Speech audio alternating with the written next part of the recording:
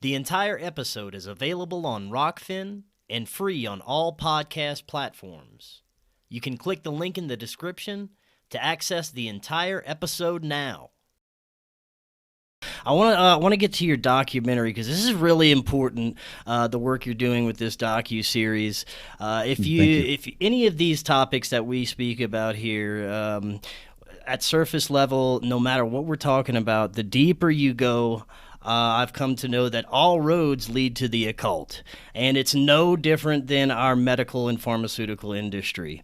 There's some deep, dark practices at the roots of almost everything when you look deep enough. So where should we start with your documentary? First, give us a synopsis of it. Sure. Yeah, really good statements there. Just to say it, I was originally supposed to release this series in about 2018. That's when I'd kind of written it up. I'd collected this research on, the pharma, the medical system, the ancient occult aspect, the pharmakia thing. I kind of had all that, but something told me to wait. And I'm really glad I did, because the pandemic happened and all it did was just bolster my thesis here. So it was like, okay, what would it be like to do this series that I had planned, telling people this story? With playing off of current events of what's happening, because that kind of proves it, right? So that's what the series ends up being. And I've got 7 chapters out right now. People can watch it for free. I put it out for free. You can even download the MP4 and put it up wherever you want, or slice and dice it and share it with your friends. I'm trying to create tools that, not everybody can sit through a 2, 3, 4 hour podcast, which is how I used to do these kind of presentations. And people got really into the whole Netflix documentary series thing with all the true crime stuff. And I'm a fan of the true crime field, learning about that. And so I thought, well, why not do that? It might work. So that's what it is. And I thought about it as being, let's start with the modern, what people are usually familiar with when they're hearing about this big pharma and the fraud and all the different criminal fines these pharmaceutical companies have had to pay for doing horrible things, experimenting on children and just the death and destruction that lies in the wake of this industry. And what I started to do is, the more I looked into that aspect, I realized that when people talk about like the military industrial complex, like what Eisenhower was warning about, that's one branch of the tree. And of all the wars that have happened since, say, World War I, when you add up the body counts and then you compare it to the body counts of the victims of this pharmaceutical industry, it's actually doesn't even hold a flame. And that to me is incredible. And then I went, wow, so this medical system really has some power if they're able to cause that much destruction and still be in business, and actually be in business to the point where I believe the pharmaceutical industry is one of the most powerful machines on this planet. And it actually is powerful. It's got a powerful lobby group in every country in the world. That usually outnumbers the Congress or the Parliament. They finance probably 60 to 70% of the advertisements on mainstream media. There's sort of an open door policy between government and pharma, which is really interesting.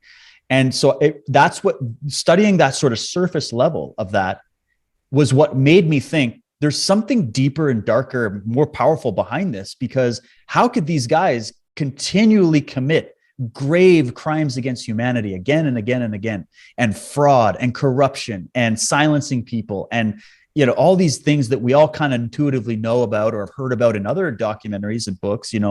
I started cutting my teeth on this subject with like Eustace Mullins' Murder by Injection, or Confessions of a Medical Heretic by Dr. Mendelsohn, where he was a doctor in the 70s that came out and basically exposed the medical system as a religion or a cult, as he said. So I kind of got the ideas, little pieces from that.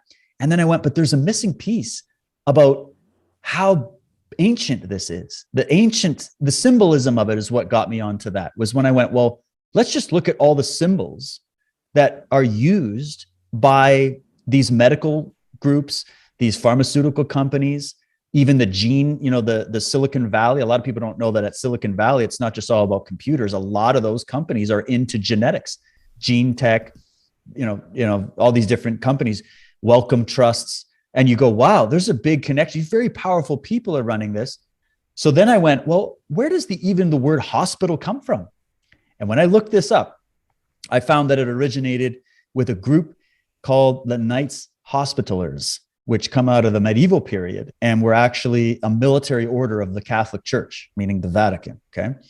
And what I'm going to say here is I want to separate my comments from, your average Catholics or Christians that are good-hearted people that, they're just trying to do what's right, and the institution of the Vatican, which is a totally different beast. And I had already been doing the research, thinking that it was separate, doing all this research on the ancient occult, the dark occult, the light occult, the good side, the bad side, and then also the secret society aspect of things, which was always very fascinating. And for anybody that thinks the secret societies thing is just a conspiracy theory, holy, you got a crash course ahead of you, because it's definitely more real than you think.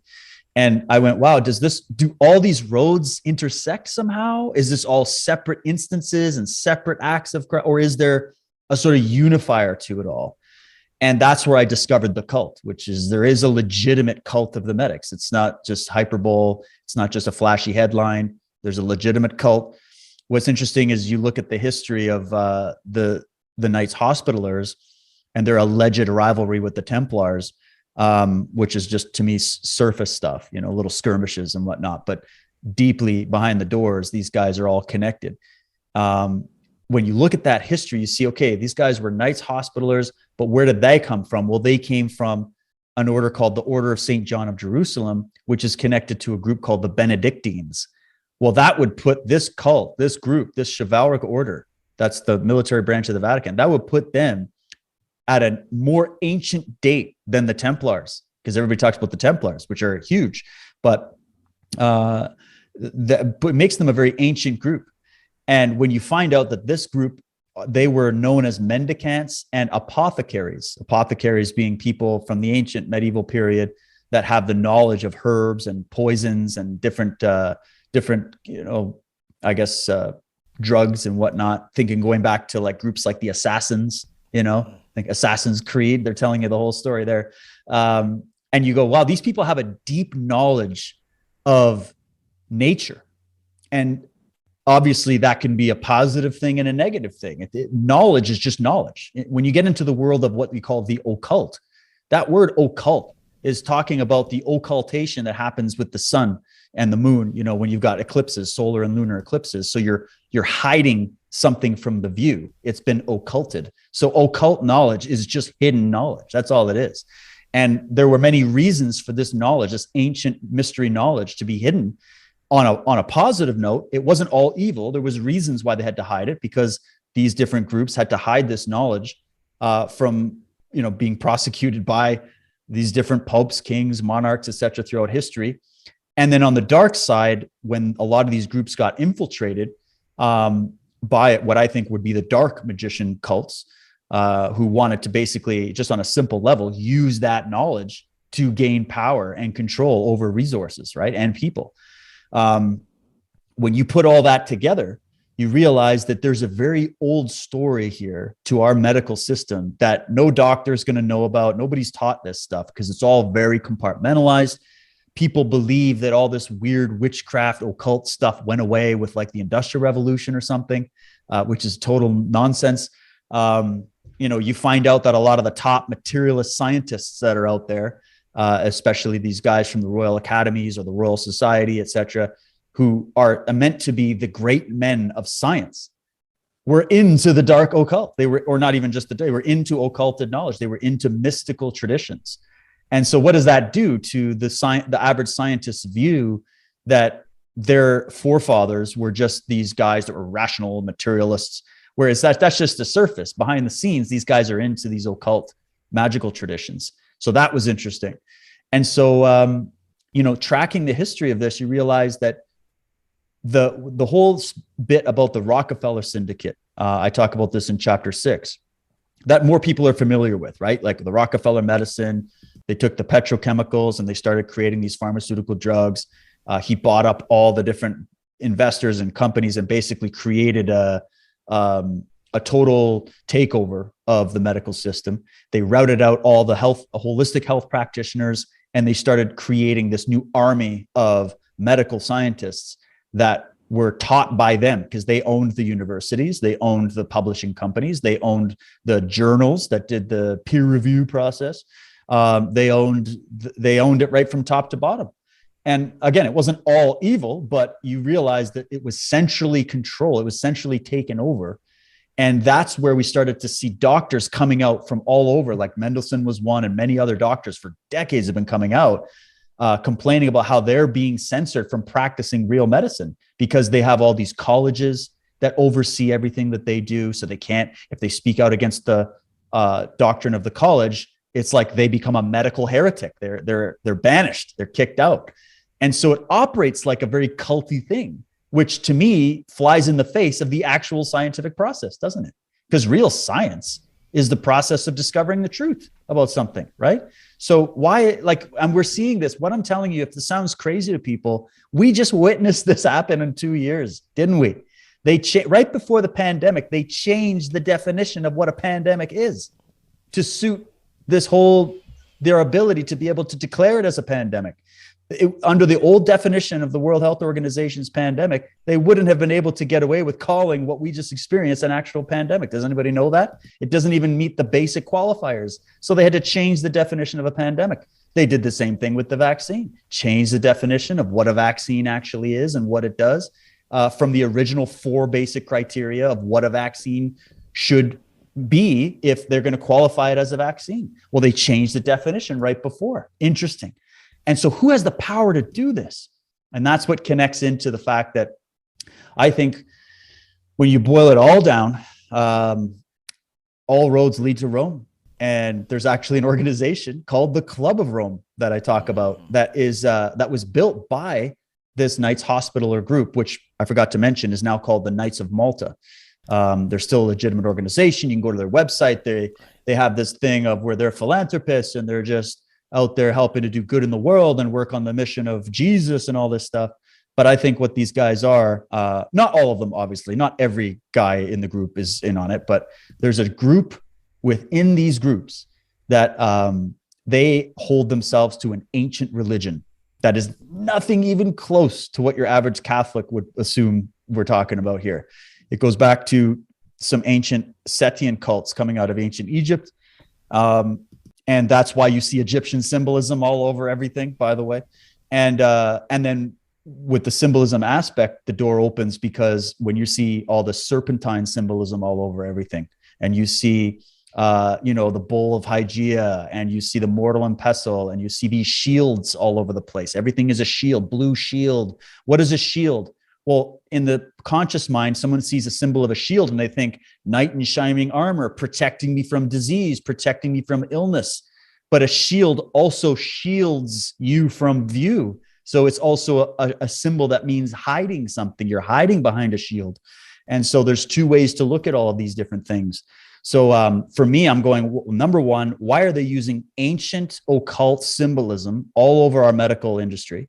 Number one, of all the symbols they could use, why not invent even new symbols? Why do they go with the ancient stuff? Well, that's because the ancient stuff works on our deep subconscious mind. And they're also telling you who they are. They're telling you in plain view who they are. They have to tell you. I believe that's also part of sort of the way they look at this ritualistically. So I roll all this kind of deep history of the occult, the dark occult, the secret societies, the players, and we get very specific too. Like when I started looking up at the lists of people who were members of the Knights of Malta, who, by the way, wear the Iron Cross, which is just an unfolded pyramid, has nothing to do with Christianity, just so you know. You'd get people like Mussolini or Evelyn Rothschild, right? Everybody's like, oh, the Rothschilds run the world. Really? They go get on their knees and swear allegiances to these chivalric orders coming out of Rome and the Vatican. So they're just the money managers. They're low on the totem pole, right? I'm telling you guys who the real, in my opinion, power players are. You can get into these Amalfi merchants and the Sicilian families and whatnot. And so you really start to see there's a big picture here, the groups, and I could go on and on, by the way, half of Hitler's regime were all Knights of Malta, Goebbels, all these guys were all Knights of Malta. And then you see there's a massive connection between what went down in Nazi Germany, in the Soviet Union, and what went down with this medical system and the fact that they're all connected to the Vatican. I even have a book right here called The Vatican Rat Lines that's talking about that Operation Paperclip event that a lot of people might be familiar with, where after the World War II, they brought in all these top Nazi scientists into America and Argentina and Canada. And a lot of these guys were not just brought in to build, NASA or the CIA or any of these other things. And they were also injected into the pharmaceutical industry. If you follow the history of like IG Farben, which was brought to trial at Nuremberg for crimes against humanity, that same lineage of IG Farben was what created the pharmaceutical company known as Bayer, which their symbol is a cross with a circle surrounding it. And I found that interesting because that's actually an ancient symbol for the Temple of Solomon, which again brings us back to an ancient occult connection. And then you look at their track record of the amount of bodies that are lying at their feet. And you just start to get the picture that these guys are, they're hiding behind the light. They're hiding behind the institutions that we trust intuitively. We trust the religious institutions. I'm talking about humans because we think these are the guys that protect my soul. They protect my afterlife, right? And then we go to the medics because these are the guys that, protect my physical survival. And we don't realize that medical system is cradle to grave control over your body. You get the white coat Templar to bring you into the world, and then you get the black coat Templar to take you out of the world. It's as simple as that. They've got you from life, moment of life. You're born in a hospital, you die in a hospital, and they control both ends of that spectrum. So I just want to know more about who these people are and whether or not all of their intentions are purely good for the best interests of humanity. And I just have one more caveat to say, I'm not attacking all doctors and nurses as being a part of an ancient Luciferian cult. It's a very small group of people. It's very compartmentalized. It's run like the military, which is another hint at the fact that we're dealing with these ancient chivalric orders, that they run it compartmentalized like the military is. So everybody in there is on a need-to-know basis. They train you from university all the way up. They run the publishers, the journals, like I said. They control the media. They're the most powerful, profitable industry in the world that has, let's just put it like this. They have total immunity because they have total sovereignty. Because that Knights of Malta group, a lot of people don't know, they sit on the United Nations as a nation, okay? And they have total legal immunity around the world. They're basically their own country. That's what they are. So when people start to go, how are they able to just roll into my country and take over and bypass my constitution and bypass the Nuremberg Code? Who are these people walking in there? Where you get this little, medical person going, okay, guys, we're just going to have to take all your freedom away in order to save you from the virus. Who has that kind of power? Well, I just told you who does.